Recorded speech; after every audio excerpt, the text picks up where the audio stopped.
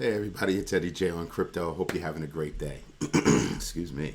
There's a lot to unpack this week. There are a lot of things going on, as you well know. So the first one is we're going to tackle talking about CPI numbers that come out this week. DBS, Singapore's largest bank, partnering with partnering with the Sandbox. That's going to be big news. SEC creating a new crypto issuer unit to oversee that space. That means enforce. We'll get into all this later on. JPMorgan still on a major Web3 hiring spree. MicroStrategy about to drop $500 million in stock so they can build cash to buy more Bitcoin. That's cool. India, in a surprising move, actually unfreezes the bank account of WazirX. So that's interesting. I still have one more question about that. Anyway, let's actually start to dig into this. So CPI numbers come out tomorrow. Okay, that's going to tell us what's going on with inflation, whether or not we continue to move downward and in a good pace. Here's what I'm expecting. What I'm expecting is if the numbers are really good, the next hike will most likely be 50 basis points. But what I'm expecting is the numbers will be okay, which will still call for a 75 basis point hit. That's my biggest bet right there. I don't think the numbers are going to be bad, because if the numbers are bad, that's definitely going to be a 100 basis point move. And I don't expect that. I really don't. I think there are too many things in play right now that kind of point toward the numbers being, better than, what they have been. The SEC, let's go back to DBS. DBS, Singapore's largest bank, playing in the Sandbox. That's actually pretty cool. Second bank to hop in as of late. Sandbox has been making a lot of noise. And if you look at the market cap between the Sandbox and Decentraland, you can see that it's really close. It's off by 150 million or something like that. That's a very big deal, because I'm expecting the Sandbox to bunny hop Decentraland, because I haven't heard any news. I like both projects, just haven't heard any news about Decentraland that would keep them at the forefront of people's minds, and that's kind of a big deal. So the Sandbox is moving. They had been under $1. I called it last week. That was one of the things that I was looking at. Because they were under $1, Sandbox is going to move way back into the dollar range, I think, in the very near future, which I expect this week for them to bunny hop. They might not maintain, but I expect them to bunny hop Decentraland this week. The SEC is creating a new unit for enforcing, because that's the only thing they're doing is enforcement. They haven't created regulation in the space for crypto issuer filings. So when I look at that, I just go Gary Gensler reaching for more power, doing the same thing, not being transparent, not helping the industry, just being a major roadblock. Still say that he needs to go. His cronies need to go. The SEC needs to be revamped a little bit. And I don't think they're really far off. I just think that leadership is making, the wrong decisions. Instead of working with industries to make things better, they're manipulating industries. And that's not cool, right? So that's a big deal. Now, JPMorgan is on a major hiring spree, all about Web3. This should be actually of no surprise. None. They developed their own blockchain, JP Coin.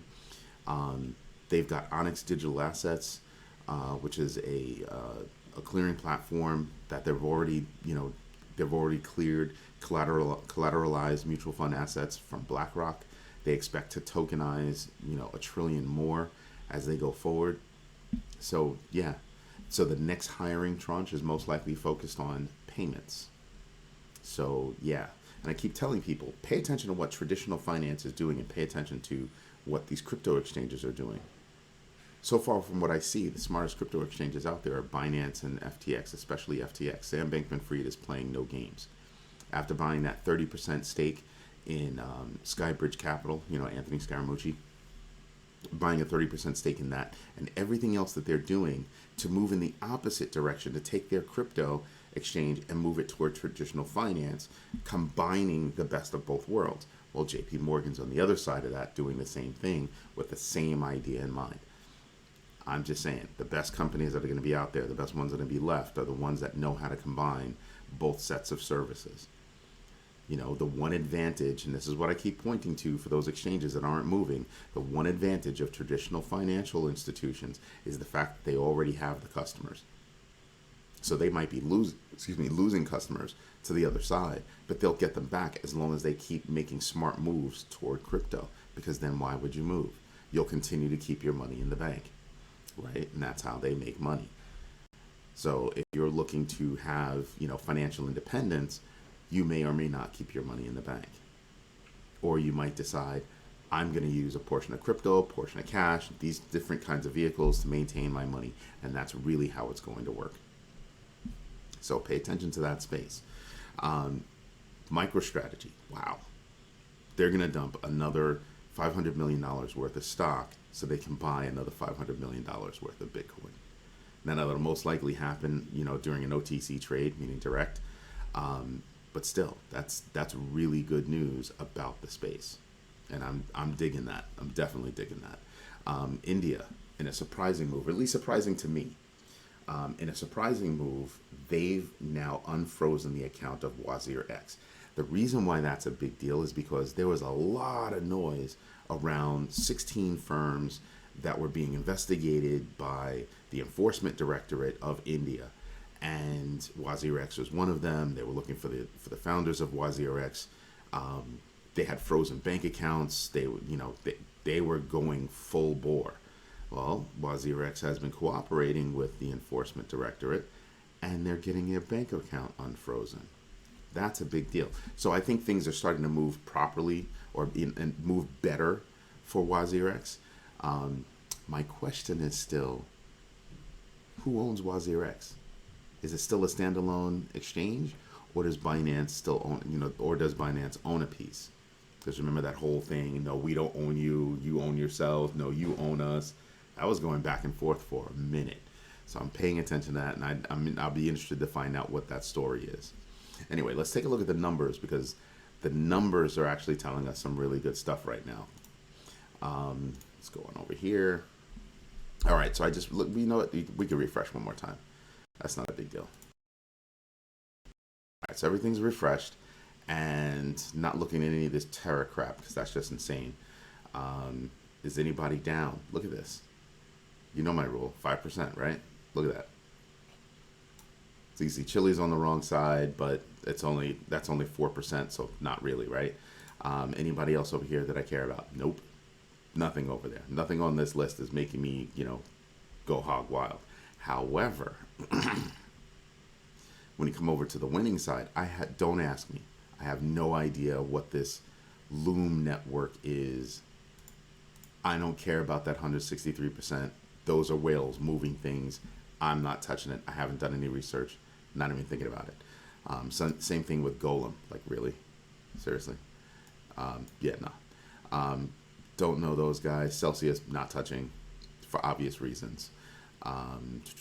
Solana, good move, 10%. Near Protocol, good move, 9%.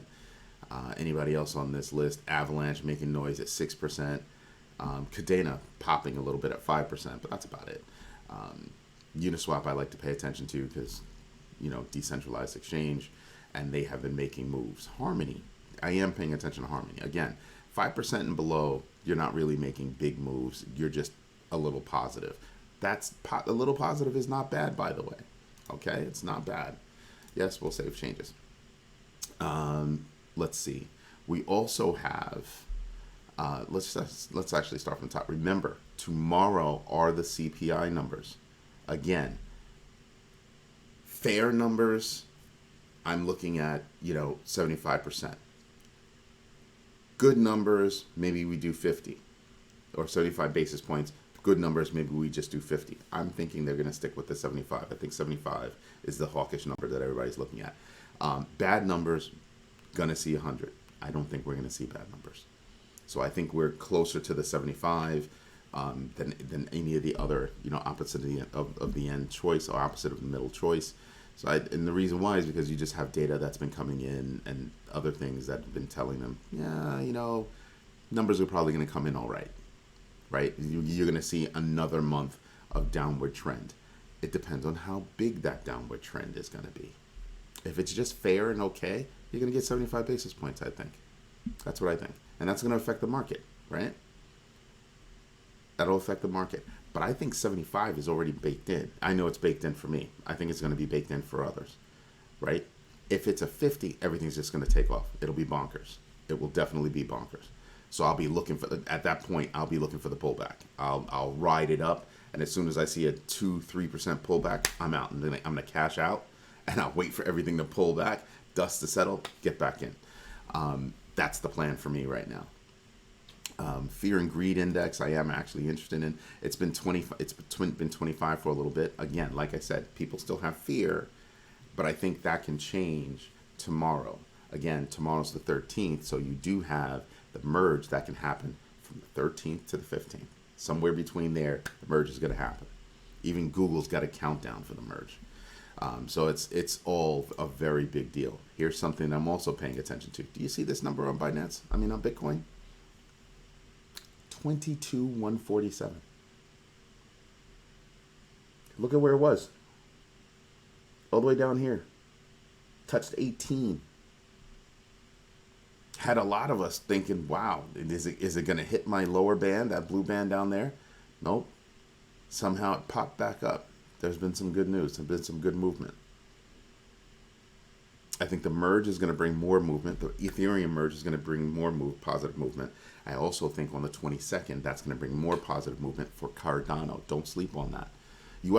So those are the two biggest things that are going on. Don't sleep on others. There are others that also have changes going on. EOS, they changed their name to Antelope. Okay, great. But they're moving over, not done yet. They're moving over to become EVM compatible.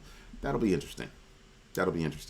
But with so many other projects going on, I don't know that I'm paying attention. Right? I mean, Algorand is doing well. Even with them having a $35 million exposure to, Hodl-Knots, I still think that Algorand is great. Their L1 is ISO 222 compatible. That's going to become more of a big deal come next year. I really do think that Algorand is one of my top picks for me personally, and my kids.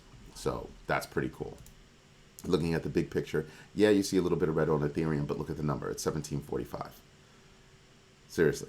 I mean, a few days ago it was in the 14s. So, you know what I mean? Just looking at that, I'm kind of saying, yeah, this is good stuff. This is very good stuff. Where's my Matic? Matic is at 90 cents, sorry. That's a big deal, at least for me. For the numbers that I'm looking at, Matic has been battling to stay above 80 cents, really trying to stay above 83 cents, and here it is at 90. Again, I think things are going to get better and better and better as the merge happens. And little fun fact, freaking Matic is going to be 90, what is it? Their carbon footprint is going to drop by 91%. That's amazeballs. When the Ethereum merge happens, their carbon footprint drops 91%. I think you're going to see that for all EVM compatible, coins that are out there, projects that are out there, which is great. I'm not even kidding you. That's freaking outstanding. All right. But I want you to pay attention to what's going on with the merge and what's going on with Cardano. Cardano is an L1 that's already proof of stake, a proof of stake blockchain. Ethereum is just getting there. So the things that are going on with the Vassal fork on Cardano are bringing a heck of a lot more benefit. For Ethereum, they're not going to have that for another 6 to 12 months when they do the Shanghai upgrade. All right? Just want you to pay attention to things. That's all. Just reminding you that things are going on. Because every time I do my research, me and my kids, we kind of go back and oh yeah, remember blah blah blah blah blah blah. So when we see news, we go back to our notes to see if there was previous news, right? And we keep going from there. Again, here's a case in point. DBS getting involved with the Sandbox. So they make the announcement today. They're getting involved with Sandbox. Then they'll make another announcement that says, hey, look what we did in the Sandbox. See what I mean? So there'll be another drive. How long from now? Not sure. But that's always the case. There's almost always a second shoe to drop. And so I pay attention to that because that tells me how I can buy. I can buy now, let it go up, let it bounce around, let it go down. When it goes down, DCA in, and then knowing that other news is going to pop, sell on that pop. So I'm prepared for it. If I'm trading, right? If I'm trading coins, right? I have wallets that I use. I have addresses that I use to hold. I have addresses that I use to trade. That's what I'm doing. All right. Anyway, this is Eddie Joe in Crypto. If you like what I'm doing, do me a favor. Hit the like button, subscribe to the channel, and definitely hit the notification bell so you know when I drop a new video. Hope you have a good one. Bye-bye.